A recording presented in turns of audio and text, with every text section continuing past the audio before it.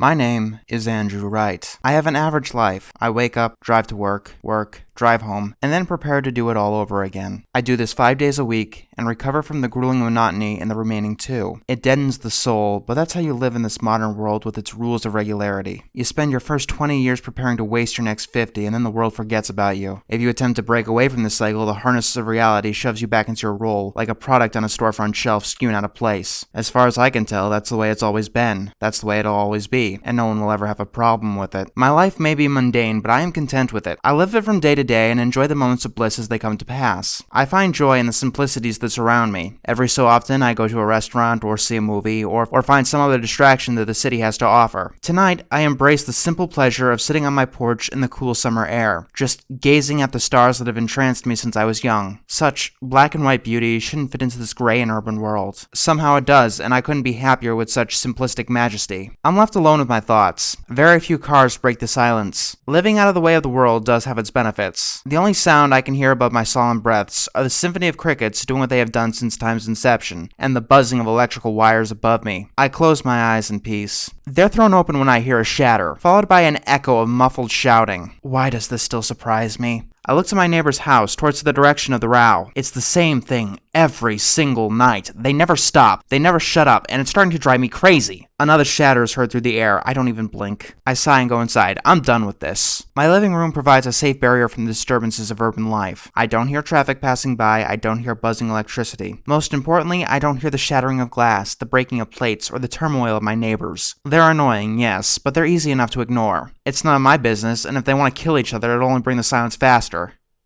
Jesus Christ, why do I even think things like that? I know that I should call for help or do something, but I often resort to waiting. I wait for them to stop, for it to never happen again. I wait for someone else to get so fed up with this bullshit and call someone. No one ever does, though.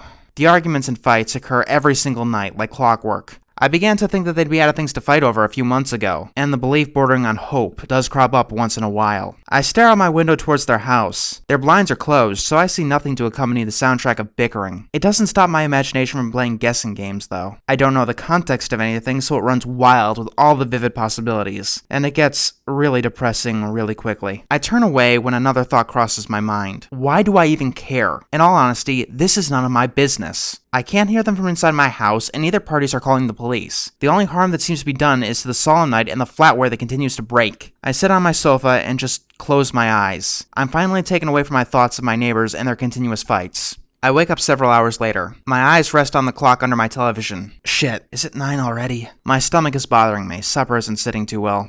Damn, it's Thursday. I need to take out the trash. I stumble around in my daze and walk out the front door. The fresh air stirs me from my stupor. It feels good. Then I notice that it's still going on. They're still at it? Really? I'm in no mood to put up with this. I pull my trash to the curb as quickly as I can with my groaning stomach, trying to ignore the goddamn bickering. I don't succeed. I take the only other option. I abandon the trash can and head back inside. It's late. I'm not feeling well. I have to work tomorrow and I'm just tired of this. I'll deal with it tomorrow. I'll deal with all of this tomorrow. The front door is now locked. I wearily walk upstairs and crash onto my bed. A chill breeze blows through the open window, followed by the muffled shouts. I'm too tired to close it, and I'm too tired to care. I close my eyes and struggle to get to sleep. Sleep comes. Eventually. One of the simplest joys in the world, and it never fails to settle my mood. The next day, the record is back on its track. The alarm clock pulls me out of my slumber. I eat my breakfast of toast, the only thing my sleepy self has the care or ability to make. And I notice the trash can still sitting in the driveway. I take care of it, take care of myself, and drive off to work. While I work, the thoughts and conflicts of last night become buried behind concerns of paperwork that need to be filed, meetings that I need to attend, and the weekend. The solace doesn't last forever. A coffee break is disturbed by the echoes of the past. Lunch tastes sour with the flavorings of turmoil and conflict. I try to forget these tumors in my thoughts, during what should be my reprieve to the grind of the day. But the more that I look away, the more that I ignore, the more flagrant they become. I try to convince myself that there's absolutely nothing I can do now to end the ongoing war, but my thoughts don't care. They keep belting me with the facts. This has been going on for far too long, and someone will seriously end up hurt if no course of action is taken. I feel guilt. If someone ends up hurt, would it be my fault? My mind goes both ways, telling me both yes and no. If they decide to kill each other, then it was their decision, not mine. If they decide to kill each other, I might have been able to stop them. I seriously need to make up my mind and call for help, or forget this whole ordeal before I hear gunfire. Traffic is annoying. I don't usually mind it. There's no reason for me to hurry home. I've got no pets or family to take care of, and I'm not that hungry. Today is different, though. It allows me to contemplate my thoughts, and it's something that I really don't want to do. I've heard this story 1,000 times today, and it's grown tiresome and boring. I click on the radio to the sounds of static and breathe a sigh of relief. It's something that plays to a different tune than the bombastic parade turning around in my mind. Sweet Peace hums. It doesn't last long before it's jarred loose. I've arrived at my driveway and gaze upon something that I've been trying to ignore. A little girl sits on the porch of my neighbor's house, wearing the same rusty-colored hair as the man that lives there. Perhaps she's the one who's been peddling guilt the whole time. The face that I refuse to look at surely gives this theory some substance. She is quite the peddler, if that is truly the case. I pull into the garage, turn off the car, and just sit there in near darkness. I don't want to move. I don't want to think. I don't want to do anything except freeze this moment in time. It's a peaceful moment. One which I haven't had in such a long time. It can't last forever, though. I reluctantly open my car door. It bangs into the garage wall.